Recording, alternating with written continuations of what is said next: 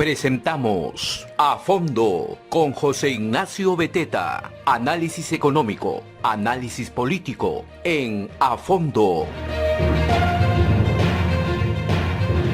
Este programa llega gracias a Black Coffee, el sabor y aroma del mejor café gourmet del Perú. Muy buenos días, ¿cómo están? Amigos y amigas de todo el Perú, desde Cajamarca hasta Puno, llegando a más de 50 emisoras radiales y televisivas en provincias, en regiones. Soy José Ignacio Beteta, conductor de A Fondo y también presidente de la Asociación de Contribuyentes del Perú. Esta semana es una semana interesante. Parece que el Perú, como país, nunca deja de darnos escándalos, espectáculos, noticias, crisis, ¿no es cierto? Complicaciones, problemas. Tuvimos un derrame en Ventanilla. Los derrames en la selva, semana tras semana, mes tras mes se dan, pero ahora recién se ponen los reflectores en los derrames en la selva. El presidente dio una entrevista a un medio internacional, cuyo periodista ahora se ha vuelto más famoso gracias a esa entrevista. Y para que nos olvidemos y nos distraigamos de toda esta situación patética, la verdad, muy, muy triste, ¿no? El día de ayer se decidió liberar, cancelar el toque de queda. Medida que además es correcta, porque el toque de queda no tenía ningún sentido, ni práctico, ni científico, pero que es evidente que lo han hecho en este momento para que los jóvenes, para que la gente que esté en verano, para que una gran masa poblacional, incluyendo también evidentemente los emprendedores y los empresarios, se distraigan de esta situación, porque después de esta semana de las dos entrevistas que hemos visto, bueno, la entrevista partida en dos, al señor Castillo, yo en verdad me cuestiono no por el señor Castillo, me cuestiono por los votantes peruanos. Yo me pregunto, ¿quiénes somos nosotros? ¿Qué ha pasado con el país para que nuestro espejo, el presidente de la República, sea el señor Pedro Castillo con todas las limitaciones graves además que tiene? El Congreso, por otra parte, camina su propio camino, a veces en medio de una burbuja extraña, en donde no pasa nada, donde el silencio y la tibieza o la mediocridad campean. Y finalmente las clases no vuelven y hay voces que todavía no entiendo la razón y me parece increíble, piden que se retrasen las clases presenciales cuando los niños, sobre todo los colegios estatales, la están pasando muy mal. Pero aquí en el fondo, y para esto estamos el día de hoy con un invitado muy especial, hay un tema constitucional, efectivamente. Hay varios temas constitucionales que en medio de esta crisis se pueden levantar y se pueden tocar. Y tenemos hoy día quizás a la mejor persona para conversar estos temas constitucionales, jurídicos, legales, políticos, al doctor Alberto Borea, quien está con nosotros y a quien le agradecemos el haber aceptado esta invitación. Doctor Borea, ¿cómo está? Muy buenos días. Mucho estar con ustedes, José Ignacio, con José y con todos los amigos de RCR.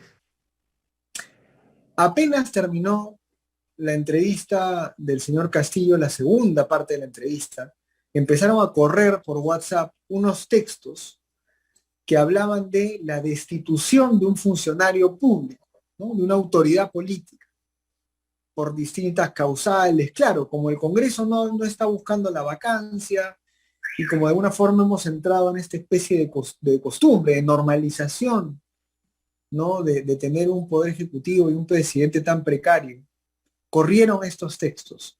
Imaginémonos que hay otro camino para pedirle al señor Castillo que ya no sea el presidente del Perú, porque él no puede aprender a ser presidente con nosotros, ¿no? Esto no es un conejillo de Indias, el país. ¿Existe la figura de la destitución del presidente? Bueno, miren, no existe la figura de la destitución del presidente directamente, existe la vacancia por incapacidad moral y existe, digamos, una posibilidad que debería de ser la más correcta si hay una persona que efectivamente toma conciencia de lo grande que le queda el cargo y del daño que está haciendo, como tú has señalado, de utilizar a un país como conejillo de Indias. La parte ética viene, digamos, presentada desde su propia candidatura. Porque imagínate que yo me postule para hacer todas las operaciones al cerebro en todos los hospitales del Perú y jamás estudié ni siquiera un curso de primeros auxilios. Entonces no puedo pretender que voy a entrar acá o que la voy a salvar. Eso sería profundamente inmoral. Y yo creo que eso ha sucedido y está sucediendo en el caso del ciudadano Castillo.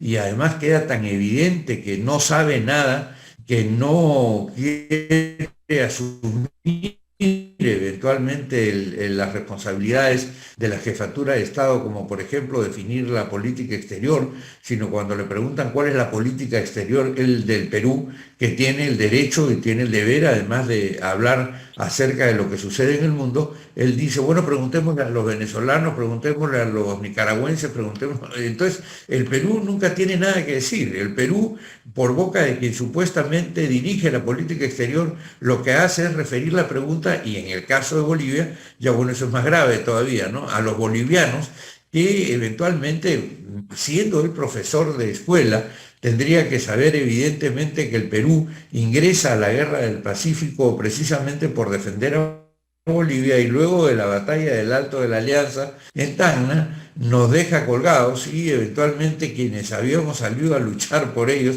terminamos siendo abandonados por ellos y perdiendo territorio.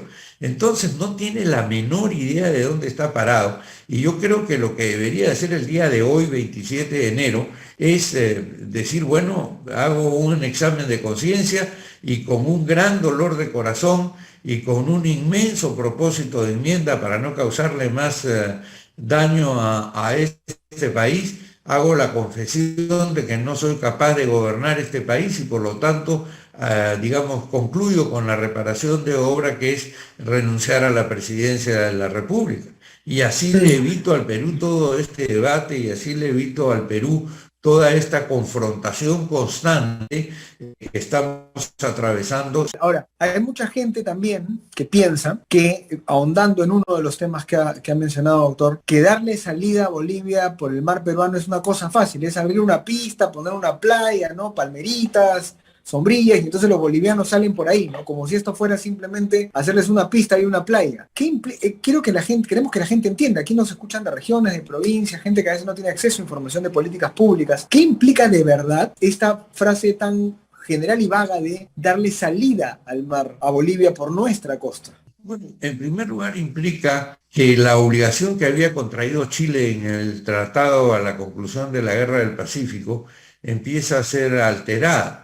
En segundo lugar, si es un tema económico, aun cuando es discutible, eso lo planteó, si no me equivoco, en el año 92, Fujimori con Paz Zamora, que era presidente en ese entonces de Bolivia, se les concedió incluso un pedazo de playa con el propósito de que desarrollaran ahí un puerto, y por cierto no han desarrollado nada, e incluso para que pudieran usarlo como balneario, y tampoco se van a mojar los pies en esa playa.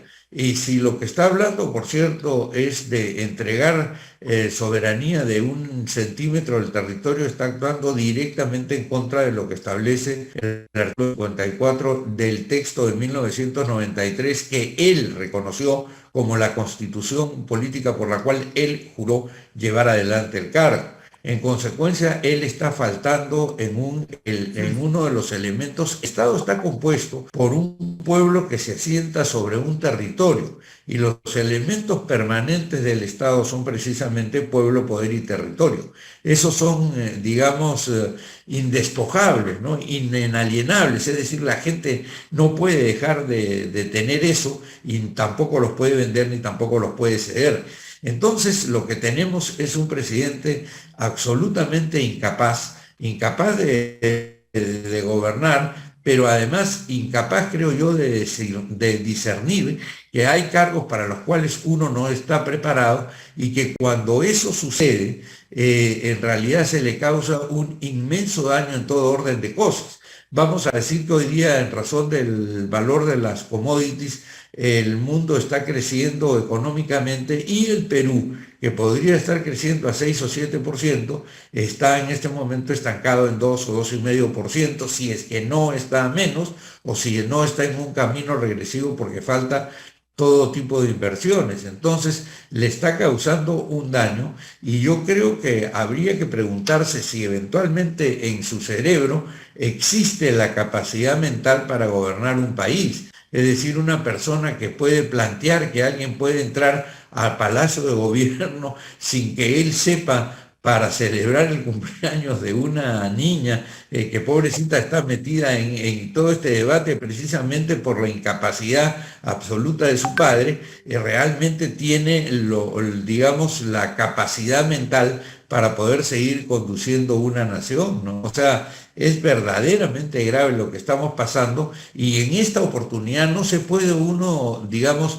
distraer con otros temas que tratan de sacar acá y allá para tratar de, digamos, disipar la atención sobre lo que está pasando. Tú hablabas, José Ignacio, del tema del levantamiento del toque de queda.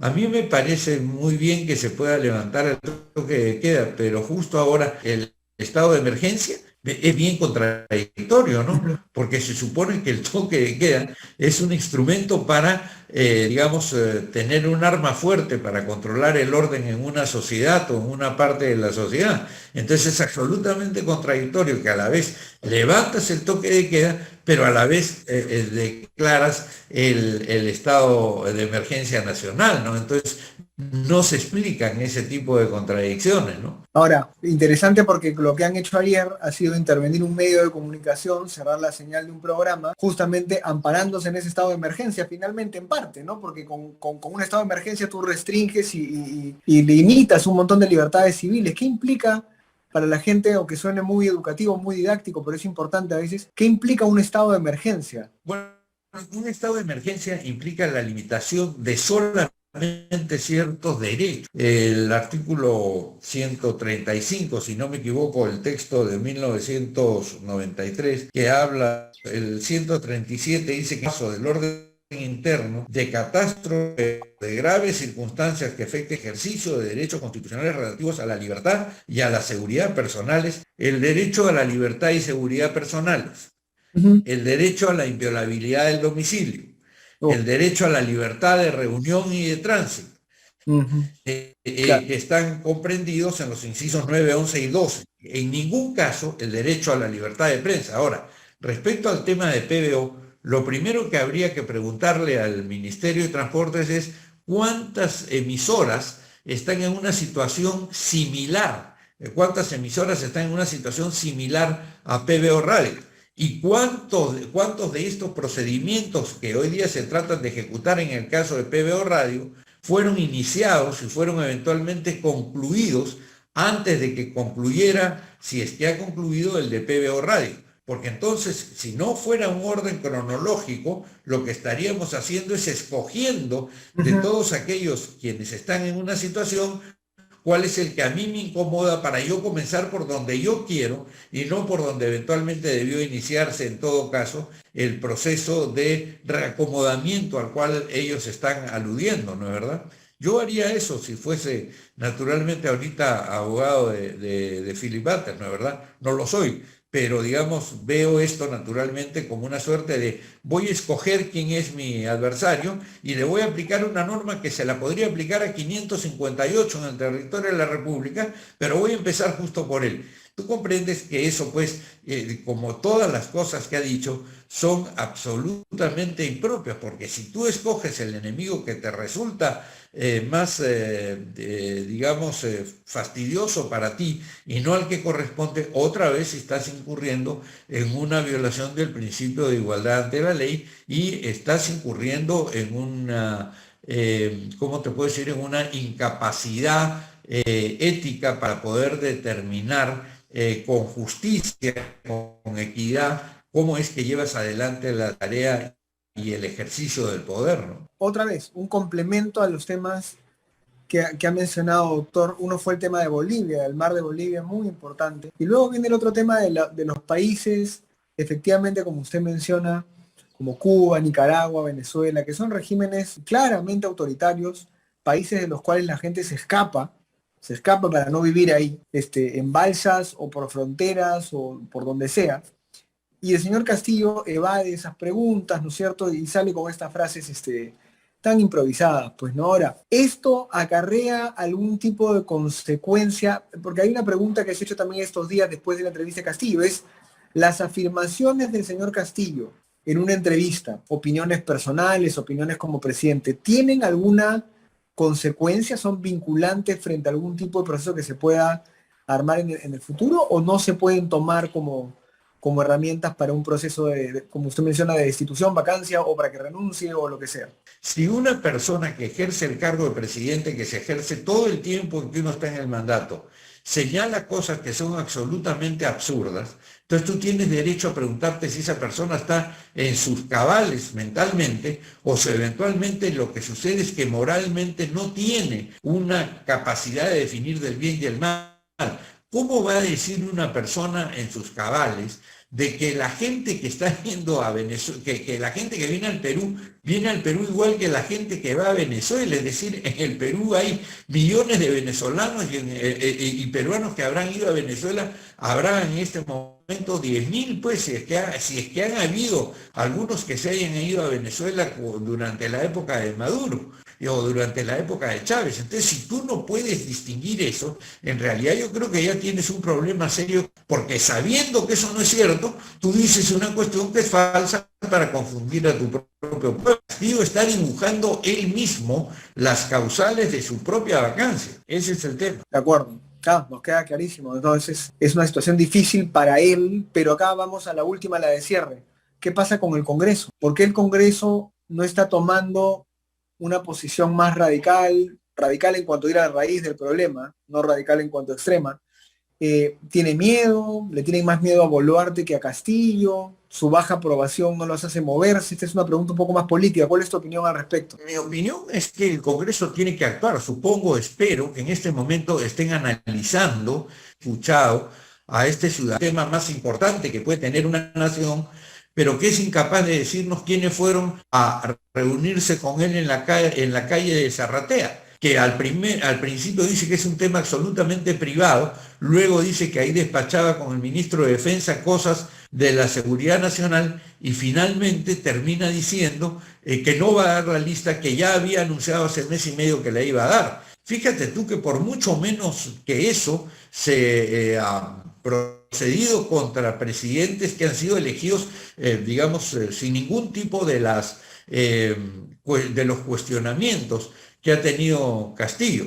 En consecuencia, espero que el Congreso esté en este momento, o los congresistas, actuando. Yo tengo mucho aprecio y mucha expectativa por la presidenta del Congreso, por María del Carmen Alba. Creo que es una chica que no solamente viene de una familia con ñeque político, con firmeza política, sino que ha sido muy bien formada en las universidades y además en la propia actividad pública. Ojalá que eso sea seguido por las personas como Quiabra, en fin, como la doctora Echaíz, como otras personas, o como jóvenes, ¿no? Por ejemplo, yo he escuchado a este Chico Meléndez, a Cabero, a la propia Adriana Tudela, en fin, a esta Rosángela Barbarán, de todos los partidos, que son efectivamente gente que razona y que eventualmente lo que tiene que tener en claro es que hay circunstancias en las que a uno lo pone el destino o el Perú, en las que no puede dejar de responderle a esa nación, como nosotros,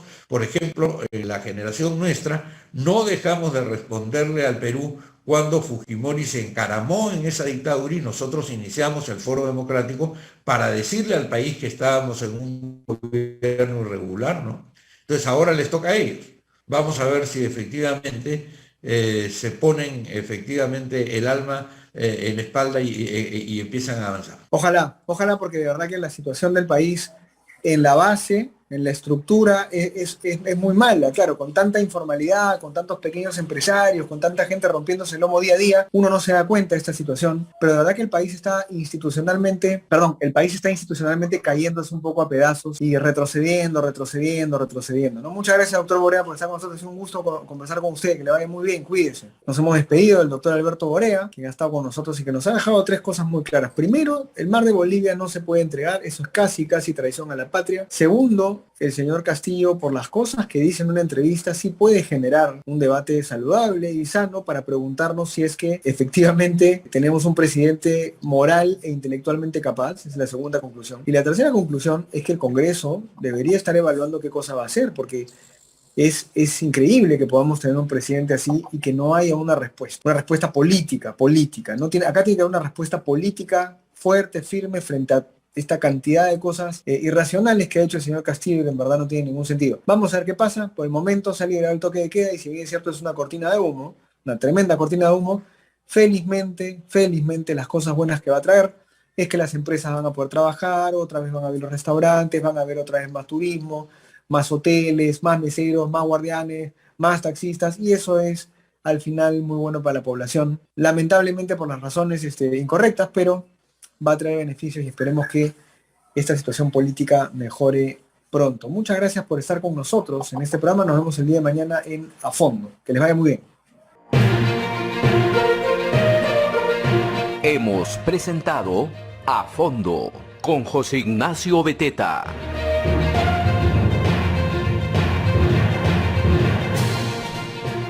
Este programa llega gracias a Black Coffee, el sabor y aroma del mejor café gourmet del Perú.